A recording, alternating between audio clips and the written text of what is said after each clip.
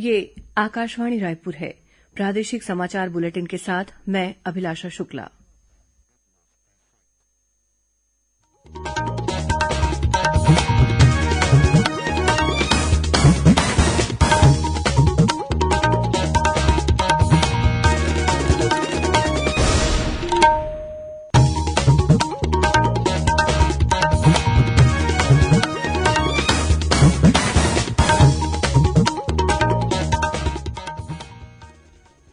और अब पेश है आज के मुख्य समाचार।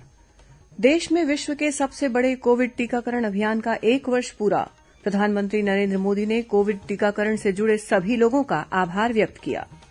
प्रधानमंत्री ने इस वर्ष के परीक्षा पे चर्चा कार्यक्रम के लिए पंजीकरण कराने का आग्रह किया। कोंडागांव जिले के नवोदय विद्यालय में 5 शिक्षक और 126 विद्यार्थी कोरोना पॉजिटिव पाए गए। और नई फसल के उत्पादन की खुशी में कल राज्य में मनाया जाएगा लोक पर्व छेरछेरा।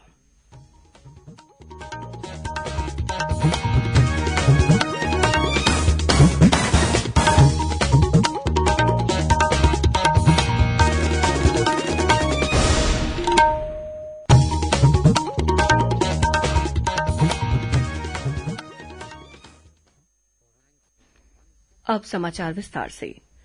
राष्ट्रव्यापी कोविड टीकाकरण अभियान की आज पहली वर्षगांठ है। प्रधानमंत्री नरेंद्र मोदी ने पिछले वर्ष 16 जनवरी को महामारी से निपटने के लिए युद्ध स्तर पर विश्व का सबसे बड़ा टीका अभियान शुरू किया था। प्रधानमंत्री नरेंद्र मोदी ने कोविड टीकाकरण अभियान के 1 साल पूरा होने पर इससे जुड़े सभी लोगों का आभार व्यक्त किया है। उन्होंने कहा है कि देश का टीकाकरण कार्यक्रम कोविड के खिलाफ संघर्ष में महत्वपूर्ण है। इसने कई लोगों के जीवन की रक्षा करने के साथ साथ उनकी आजीविका भी बचाई। प्रधानमंत्री ने कहा कि इस दौरान डॉक्टरों, नर्सों और अन्य स्वास्थ्यकर्मियों की भूमिका असाधारण रही है। उन्होंने कहा कि दूर दराज के इलाकों में बड़ी संख्या में टीकाकरण को सफलता से गर्व का अनुभव होता है। श्री मोदी ने कहा कि भारत के लिए गर्व की बात है कि उसने टीके के माध्यम से महामारी से निपटने में योगदान दिया है। उन्होंने लोगों से अपील की कि वे कोविड निर्देशों का पालन करें और महामारी को हराएं। गौरतलब है कि टीकाकरण अभियान के तहत पिछले वर्ष सबसे पहले स्वास्थ्य कार्यकर्ताओं को टीके लगाए गए। 2 फरवरी से अग्रिम पंक्ति के कार्यकर्ताओं को टीके लगाए जाने लगे। इसके बाद 1 मार्च से 60 वर्ष से अधिक उम्र के और 45 वर्ष से अधिक उम्र के अन्य रोगों से पीड़ित लोगों को टीकाकरण अभियान के दायरे में लाया गया। 1 मई से 18 वर्ष से अधिक उम्र के सभी लोगों को टीके लगाए जा रहे हैं।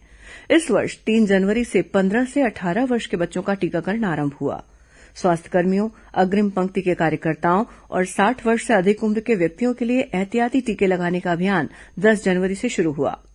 इस बीच कोविड टीकाकरण कार्यक्रम के तहत अब तक देश में 156 करोड़ 76 लाख से अधिक टीके लगाए जा चुके हैं।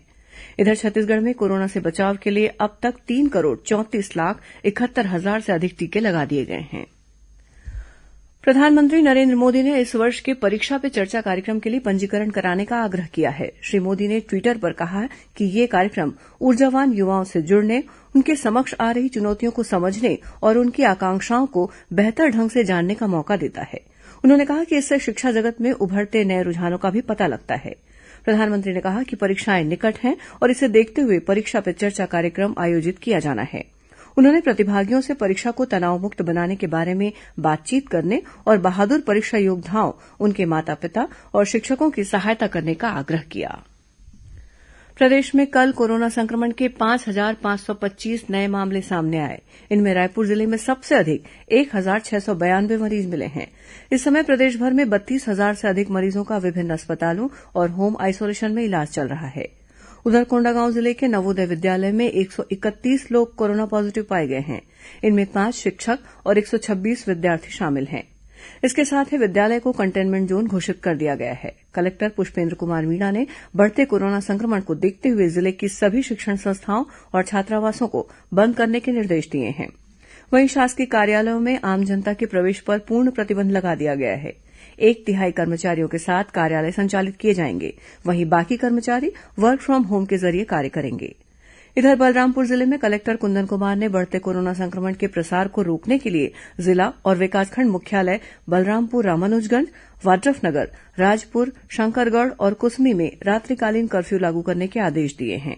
इस दौरान रात 8 बजे से सुबह 7 बजे तक सभी व्यावसायिक और गैर व्यावसायिक गतिविधियां प्रतिबंधित रहेंगी। इस बीच दुर्ग में Chhattisgarh chamber of commerce and industries ने नो मास्क नो सेल अभियान की शुरूआत की है। इसके तहत भिलाई चैंबर की टीम सभी व्यापारियों की दुकान में नो मास्क नो सेल का स्टीकर चस्पा कर लोगों को जागरूक कर रही है। इस बीच केंद्रीय सूचना और प्रसारण मंत्रालय के क्षेत्रीय लोक संपर्क कार्यालय रायपुर के अपर महानिदेशक अभिषेक दयाल ने आज बिलासपुर में कोरोना बचाव जागरूकता रथ को हरी झंडी दिखाकर रवाना किया। ये जागरूकता रथ बिलासपुर और बिलासपुर शहर से जुड़ी बस्तियों में घूम घूम कर कोरोना संक्रमण से बचाव के लिए लोगों को जागरूक करेगा। इस मौके पर श्री दयाल ने कहा कि कोरोना संक्रमण के ओमिक्रॉन वेरिएंट को वैक्सीनेशन और सतर्कता रखकर हराया जा सकता है।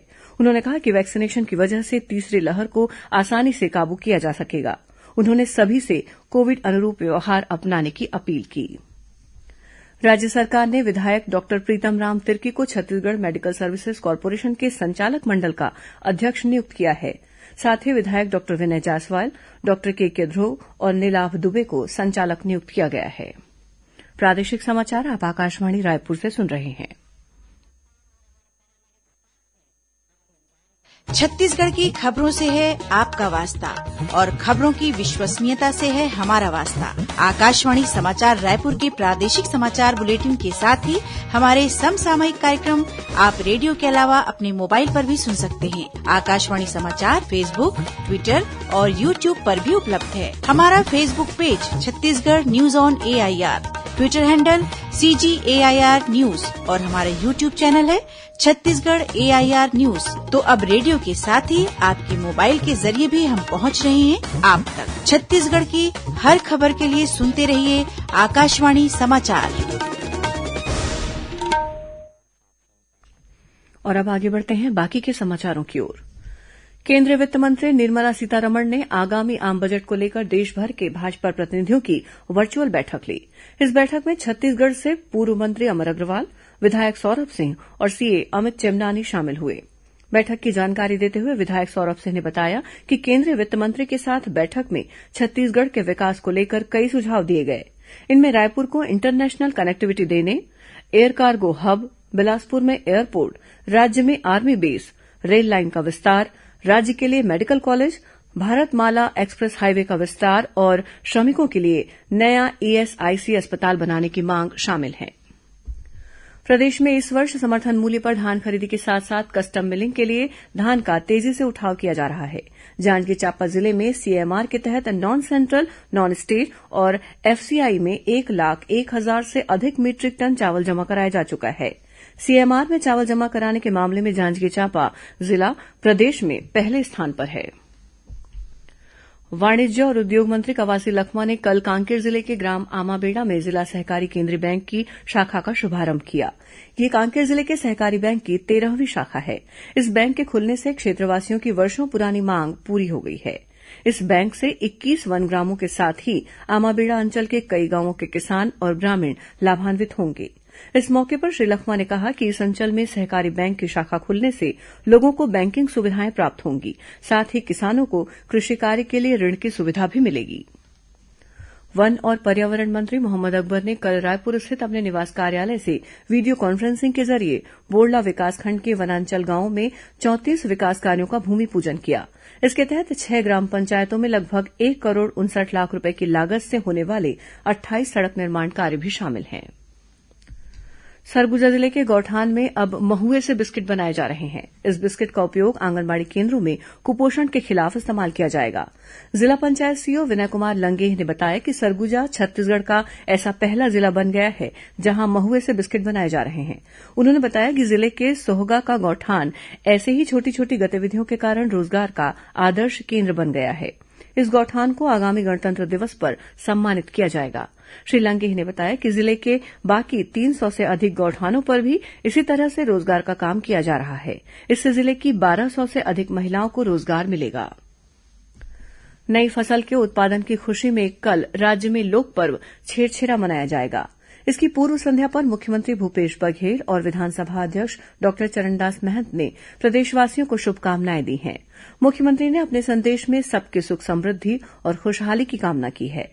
गौरतलब है कि फसल उत्सव के रूप में पौष माह की पूर्णिमा को छेरछेरा पुन्नी त्योहार मनाया जाता है।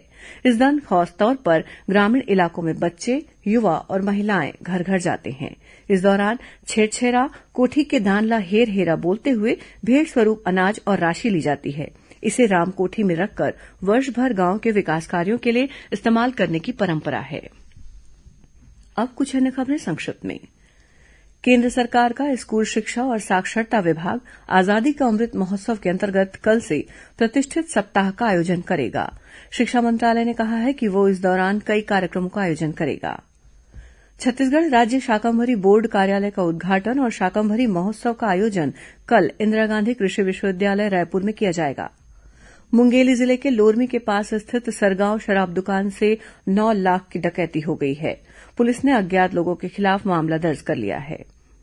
बेमेतरा पुलिस ने इंदौर गैंगरेप कांड के फरार आरोपी को गिरफ्तार कर लिया है। और जांजगीर चांपा जिले के ग्राम सिवनी में एक घर से 40 किलो गांजा बरामद किया गया है। इसकी अनुमानित कीमत 9 लाख रुपए आंकी गई है। इस मामले में 3 लोगों को गिरफ्तार किया गया है। अंत में मुख्य समाचार एक बार फिर। देश में विश्व के सबसे बड़े कोविड टीकाकरण अभियान का 1 वर्ष पूरा। प्रधानमंत्री नरेंद्र मोदी ने कोविड टीकाकरण से जुड़े सभी लोगों का आभार व्यक्त किया। प्रधानमंत्री ने इस वर्ष के परीक्षा पे चर्चा कार्यक्रम के लिए पंजीकरण कराने का आग्रह किया। कोंडागांव जिले के नवोदय विद्यालय में 5 शिक्षक और 126 विद्यार्थी कोरोना पॉजिटिव पाए गए। और नई फसल के उत्पादन की खुशी में कल राज्य में मनाया जाएगा लोक पर्व छेरछेरा। इसी के साथ प्रादेशिक समाचार बुलेटिन समाप्त हुआ। नमस्कार।